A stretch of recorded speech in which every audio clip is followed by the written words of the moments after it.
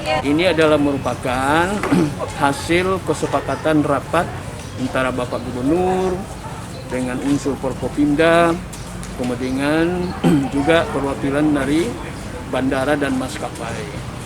Nah, oleh karena itu, hasil kesepakatan inilah yang ditindaklanjuti oleh Dinas Kesehatan yang sejak tanggal 2 sudah membuka posko di sini untuk menerima dan melayani, ya, khususnya bagi ASN, TNI Polri, kemudian BUMN, dan juga dari teman-teman legislatif dan eksekutif.